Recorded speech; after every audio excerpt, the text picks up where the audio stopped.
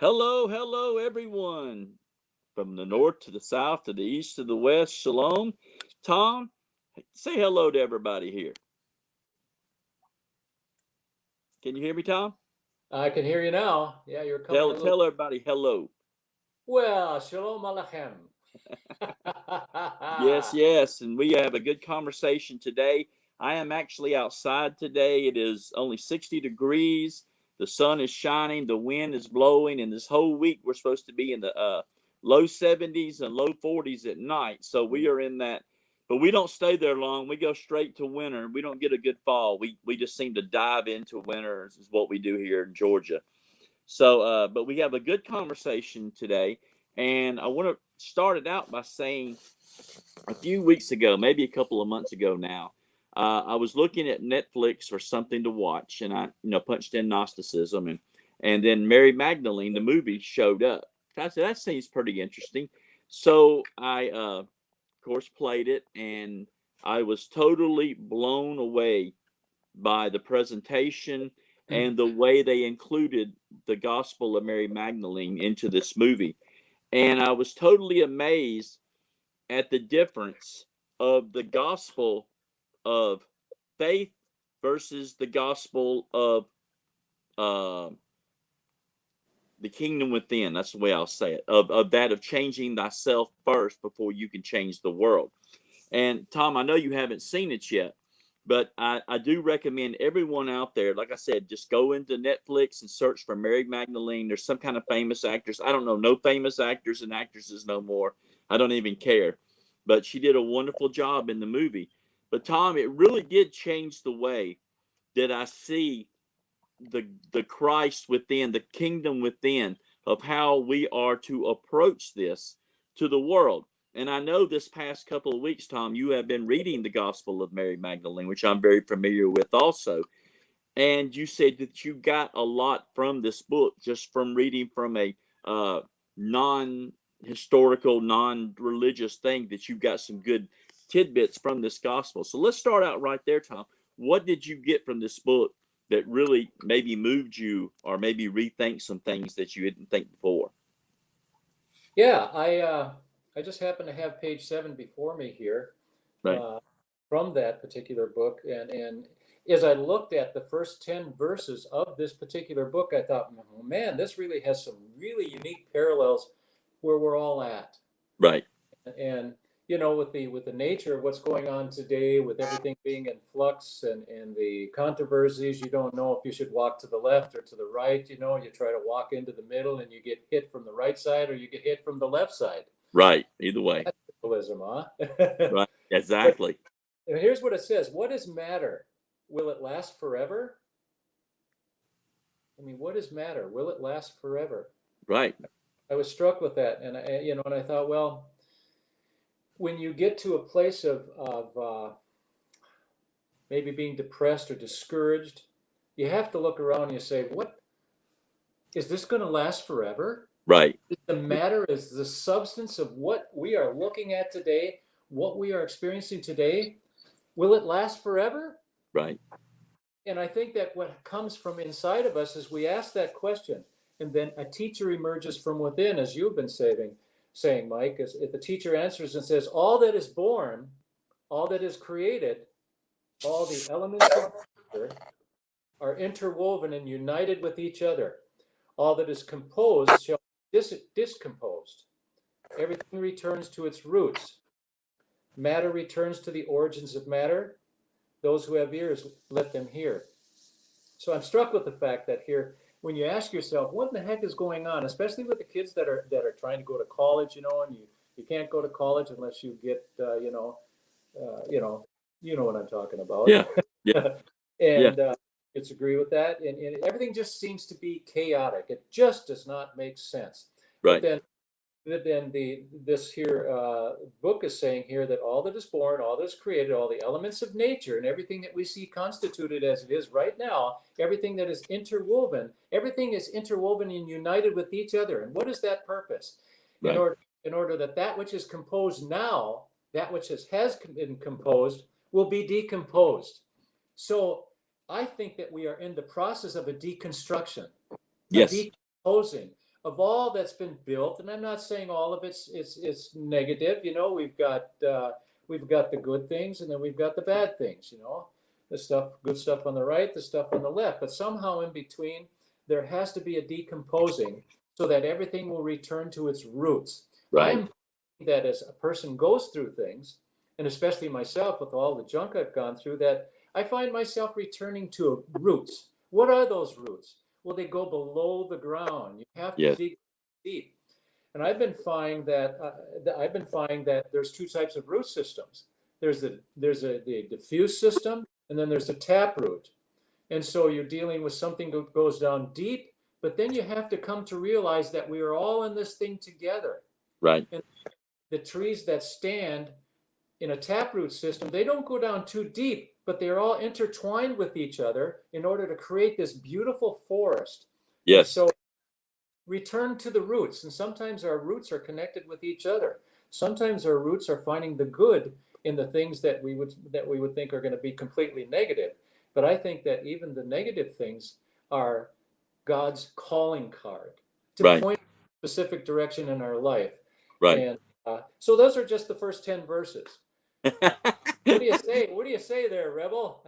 Well, it goes exactly with the movie because you just talked about that.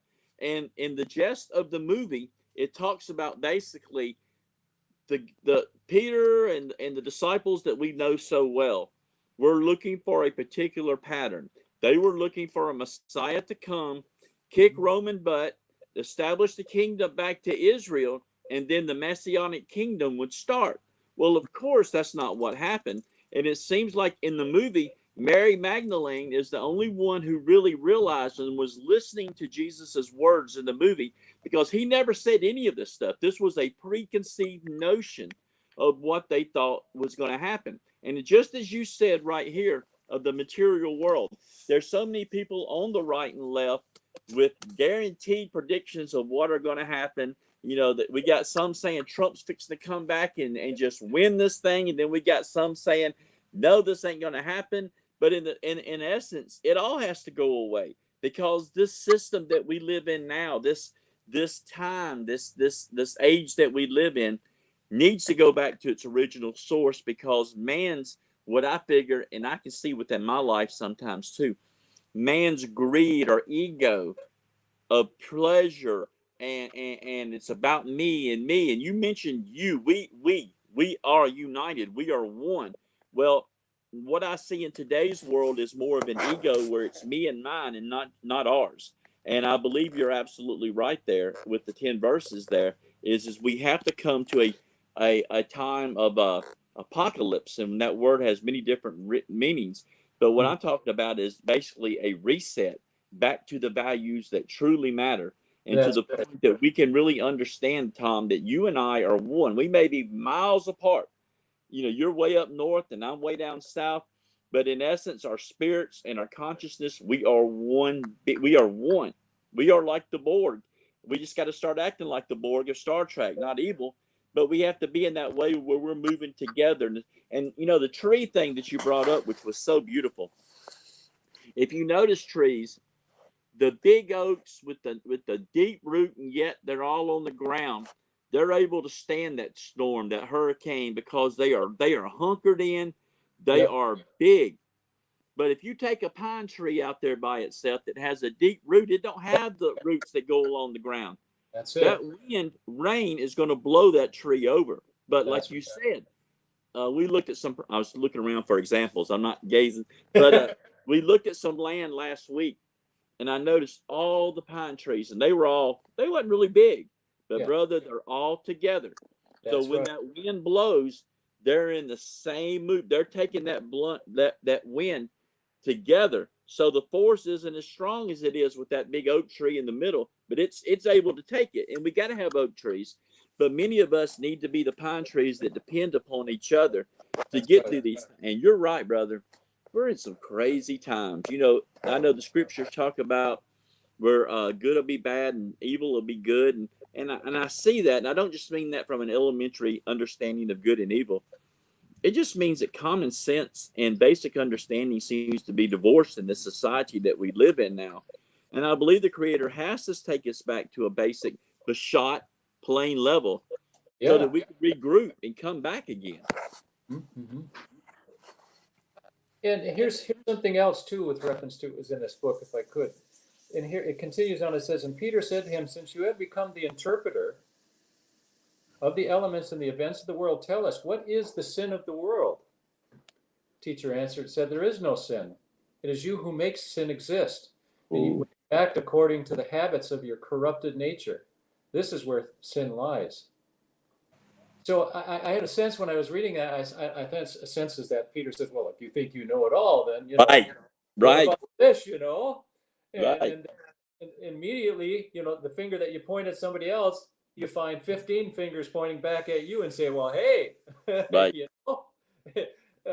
it's you who makes sin to exist when right, you act according to habits of your corrupted nature. right, It's that, pointing the finger at somebody else and saying, hey, you think you know it all, but really it right, starts, you have said, Mike, within us, because the kingdom of God is within us. right, Malkut, all right. here, all here.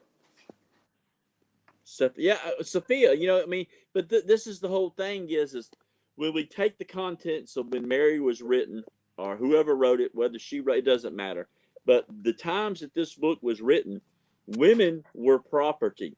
Women, they had no value except for children, maintaining a household, which is big. But what I'm saying is unlike today's where we give women a lot of credit, which we need to anyway, because we're all one. We are male and female created one together. The woman was really not recognized as anything of any importance. So That's Peter's right. comment was very typical and probably typical of many denominations today. Yep. Women, what you need, just shut up. You need to be barefoot pregnant in the kitchen. And you're like, what? But Uh, really, when you look at it, women seem to have more of a spiritual connection to the Creator than most men ever could have, because it seems like that the way they're designed with their spirituality, that they are in tune with the oneness that we have to search for. But back in those days, you're right. Peter would have said, who are you telling us what to do? Who could you be? mm-hmm. I see it. Boy, if I treated my wife like that, Woo! I man, wouldn't be on here. I'd get a iron skillet on the head. I'd hit the floor like an iron skillet. I'd have You and to, me both, brother. if I was gone and had to come home, I'd have to throw my hat in the door. And if it come back at me, that means I can't come in yet. No, my wife is a million times the person I am. She's Me too. amazing. Hey, and here's an addition to what I was reading here. Could I continue on? Should I Yeah, continue? please, please. Okay. It said, this is why the good has come into your midst, because it acts together with the elements of your nature so as to reunite it with its roots. Think Wow. of that. Think of that. The Right. good is reuniting with the elements of our nature Right. in order to reunite it back to our roots. There you That's go with the tree again. profound. Right. There you go with your tree roots again.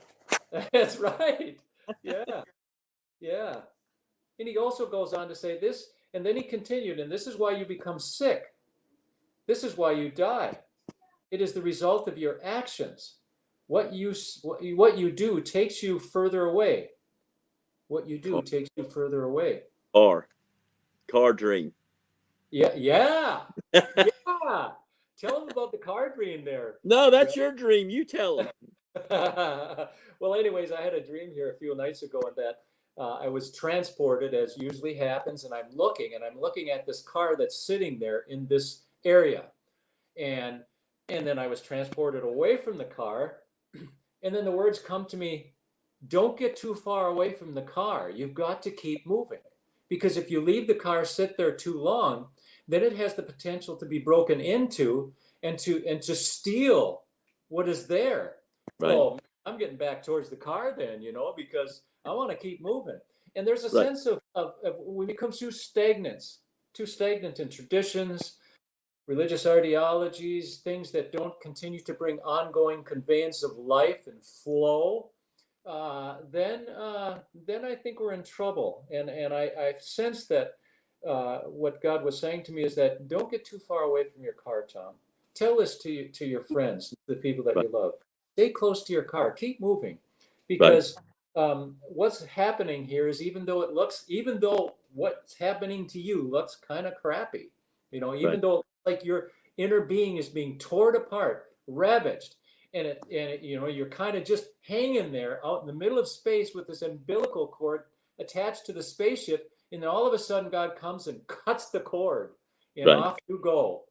Right. That is the time in which God can really unite with this nature that has grown and developed in order to raise us up into a higher level of Right. relationship with Him. Absolutely. Uh, let's see. Yeah, it's your turn. No, that's fantastic, because the fact of the matter is I know that there are times in our lives where our religion or our cocoons or our shells or the husk that surrounds us, sometimes Yep. it actually protects us. It protects us from falling away from the Creator, or it keeps us in place. It is basically almost a jail sentence, Mm-hmm. but we don't see it that way because it keeps Yeah. us protected. But there is a time when that shell starts to break, and more truth comes your way, Oh that yeah. you must break out of that husk. You must break out of that klepote, which is the best way to say it. You must break out of that and ascend, get back in that car and start driving, because if you don't, you're gonna nail yourself in a place that you're not feeling joy, you're not feeling happiness, you're not feeling Oh, anything. And in oh, that movie, even in the movie Matrix, which is my favorite movie ever, mine too. I yeah, just you a friend see of mine. in the beginning that Neo is very unhappy with his job. He feels like and senses there has to be more out there. He's just really just blah. And then, but when he experiences that matrix, although I see the matrix as very horrifying within itself to see the truth, Oh yeah. Yeah. he is awakened. He is awakened. And I believe, Tom, that is where we're at now in this time that you're talking about a apocalypse destruction, a reset, let's say it that way. That we need that waking up to realize that, yeah, it's kind of weird on this side, but it's a little weird on the other side. But we need to wake up and keep going, because if we don't, we're going to drown in this ocean of being comfortable and being everything. We need to shaken, is what I'm trying to say, I guess, is what we need to shaken. Well, what you've just said here is exactly what page 8 of this particular book says. And if it's okay to read it, should I read it? Please read it. It says here, attachment to matter gives rise to passion against nature. So you've got this opposites at work here to produce Right, something. And it says, thus trouble arises in the whole body. This is why I tell you, be in harmony. If you're out of balance, if you're out of balance, take inspiration from manifestations, from what's manifesting of your true nature. Those who have ears to hear, let them hear. right, So, the opposites are always at work within, right, and the trouble that arises from that. But there's a place in the middle. There's this sense of harmony because we're out of balance. right, How about you? But if you go too far to the left in terms of judging other people, judging situations, then you're kind of out of balance. But if you go too far to the right and say, well, God just loves everything, and it's all flowery, and the next thing it's out of balance. And right, so bring it into balance, then there's a harmony that begins to take place. There's a wholesomeness right, that to come forth. And so all of this opposition, this negative and positive that taking place is with the view to causing us to take the inspiration from what's manifesting here, from the negative and the positive, and to bring it right. back into. That's the way I read it. I don't know. Well, I'm gonna channel some David Ben Shul right here, and what he would say right here is, I know him this well, is he would say, if you look at the tree of life and you have the three columns, you have the center column and the right and the left, and this is exactly what you're talking about. You That's want to right. stay that middle path. You want to stay, and Jesus said, broad is the way, but I say narrow is the path, is the way it should be. And when you look at the tree of life, you have your right and your left, which represents, of course, judgment and mercy, as you said, and other things. You need to walk that center path. There is going to be times when you need to be on the right or left, but you have to come back to the middle to maintain that balance. And humanity right now needs to find that balance. It needs to come back to that balance, because either you're too far to the right or too far to the left. There's no more common sense. And I really feel, and you mentioned that, it kind of stuck with me about if you start looking for if you start looking basically for your means over natural means. If you look at capitalism today, which I love capitalism, Mm-hmm. but when you get into greed to where you say, we don't care about this land, we just care about what's underneath it, and we will we'll kill it, we'll destroy it, whatever, to get the oil or whatever we need for our money. That is what I'm seeing happening. And don't get me wrong, I love the sense of making money, but at the same time, if we don't have that balance of taking care of nature and taking care of this earth and taking care of these things, my God, that's a horrible sin to commit upon creation for your own greedy material wealth. Is just pitiful and sad. Well, in conjunction with that, here's another verse which just is in line with that. Right. The created world and the creative world, between the two, the abyss. But sure, you understand this. You yourself are the bridge. Wow. It will not avail you to desire the radiance of creation when you, within yourself, are the bridge. Wow. The bridge. That's what you're Right. saying. We are the bridge. Right. I remember, and David has pointed this out to me, Abraham, in you shall all the nations of the earth be blessed. Right. I mean, there's the bridge. There's the Right. bridge.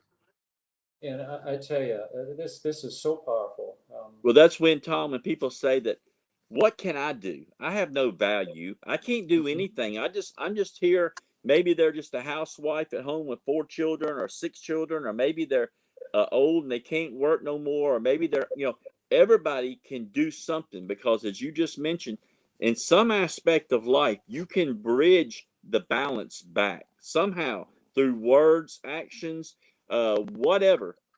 We can do something. And I think that's an important thing to say right there. We all have something to do.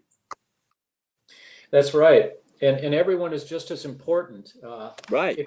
If you read in this particular thing, and you mentioned a semblance of that with what you talked about before, the way you treat women, that kind of thing. And Mary Magdalene here, there's a situation here where Peter and some of the apostles, whatever they were saying, gee, I mean, is she really getting all of this insight? And he didn't tell this to us? Right.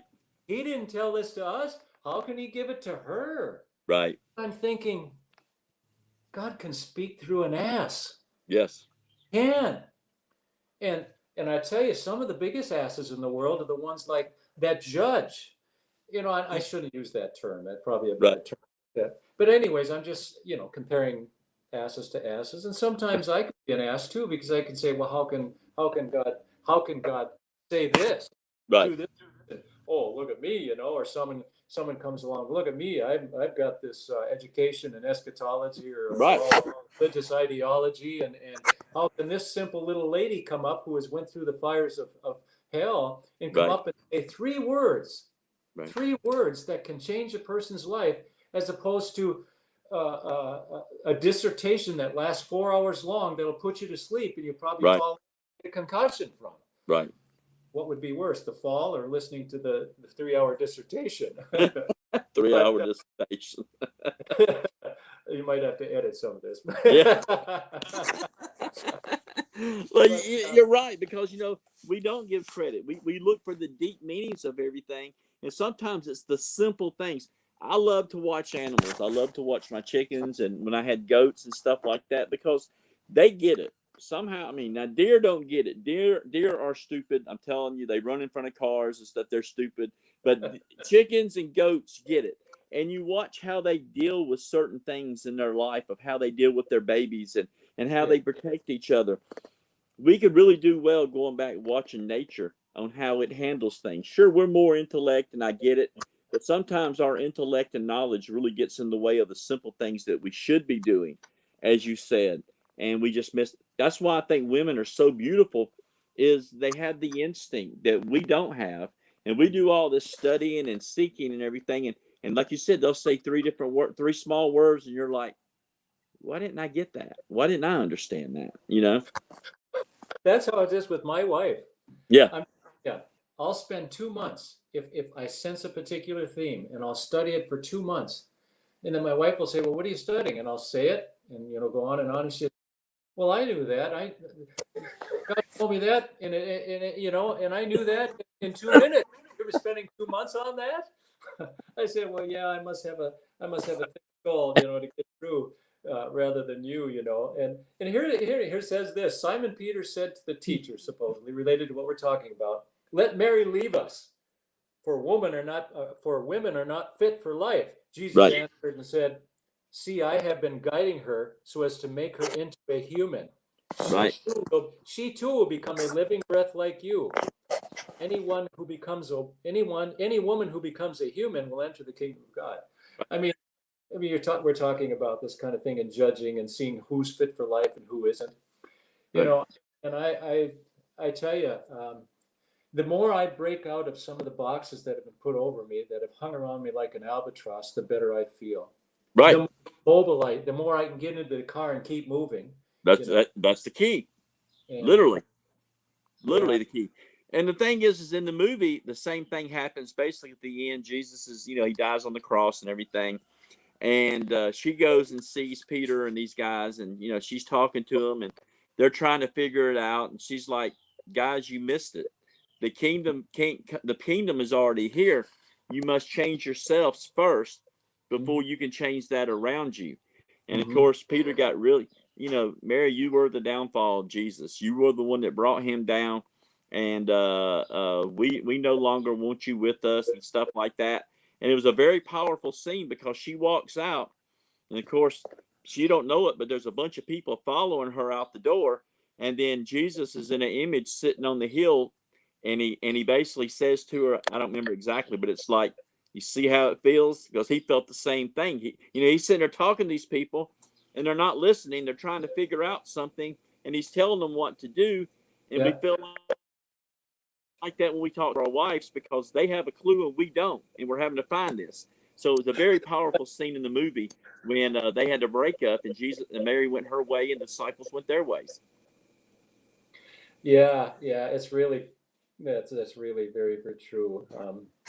There's a I don't know what I don't understand some of this stuff that was written in this book. It says, and Craving said, "I did not see you descend, but now I see you are rising. Why do you lie, since you belong to me?" And the soul answered, "I saw you, though you did not see me, nor recognize me. I was with you as with a garment, and you never felt me."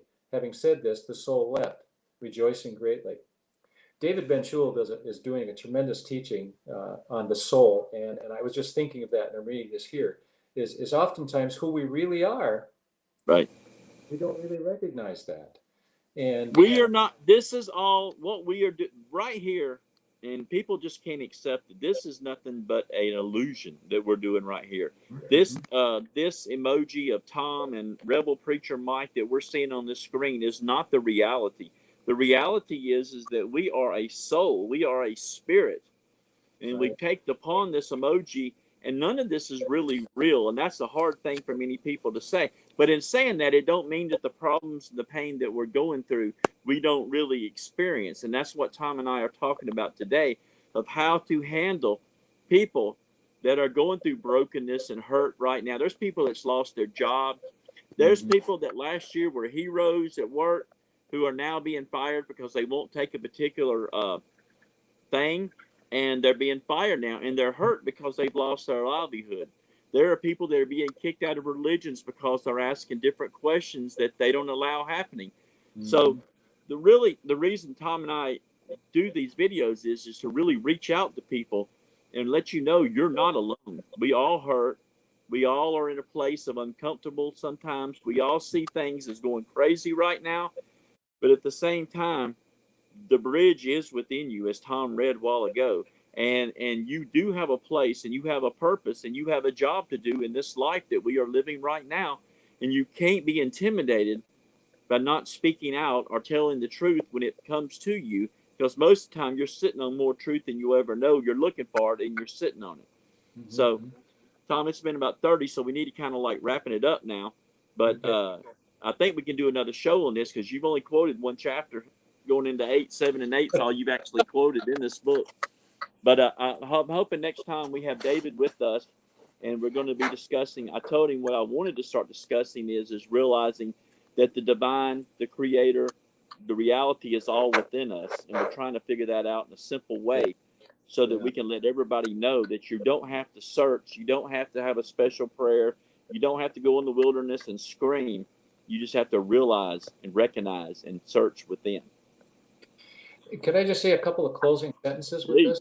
please. It's in this, on page 15 of this particular book, it says here, the soul answered, "Why do you judge me, since I have made no judgment? I have been dominated, but I myself have not dominated. I have not been recognized, but I myself have recognized that all things which are composed shall be decomposed on earth and in heaven." And I look at on earth and heaven as is not just out there, but I'm talking in our earth and in our Right. heavenly side of us. And Right. so I think that's important there is to recognize that others will judge you, but make no judgment. Right. Others will try and dominate you, but you yourself should not dominate. Right. Speak the truth in love, and yeah, just that. Well, you're not going to, as me and you discussed before we went on, you're not going to win the battle. I hate debates. I hate fights. I hate them because nobody wins. The ego wins. You feel like you defeated the other person. They feel like you defeated them. And the whole time you just cause separation. And what we need to do is we need to find something to unite around and not divide on. And I think we've got enough out here to divide, but we need some unification now in the times that we're living. So I, like you, Tom, choose not to stay in a box. I have been in boxes, but I have chose to come out of boxes, and I want to stay in my car now, and I want to drive on. I don't want to wait. I don't want to get away from my car, as your dream talked about so well. So, with Well, that, united we stand, divided we fall. I've heard that before. I have heard that before. I don't know. No, I'm just kidding. And it's true. It is true. And matter of fact, in the gospel that you're reading, at one point, Mary does a wonderful job saying, "Look, we're all one." She says that. She goes, "We are all one spirit. We look for individual." And that's the thing. We're seeking individuality when we should be looking for community. And that don't have to be community living together next door, which would be great if I could. But that means a understanding together. As like right now, we're having this dissertation. We're talking that we have brought unity, not division, because I don't want to divide anybody. I don't hate Christians. I don't hate Muslims. I don't hate Jews. I don't hate anybody. But I do want to bring some unity amongst us so that we can start working together to make this planet a better place. Right. That's right. That's right. All right. So thank you, Tom, for your time, and definitely great input that you had here. And until next time, hopefully next week we'll see you again for this. I don't know what we've named it. It's going to be Time with Tom. Time with Tom. I like that. Time with Tom. Oh. TWT. TWT. But Tom, you are truly an inspiration. You are truly a brother, and I want you to know that I appreciate you, and the audience is definitely getting to appreciate you and the words that you speak. And I think when we get David on board here, we're going to have a great conversation also. So until next time, say goodbye, Tom. Say bye. Shalom Aleichem. Goodbye. See y'all later. Have a great week, and we'll see you next week, hopefully. Thank you. Bye-bye.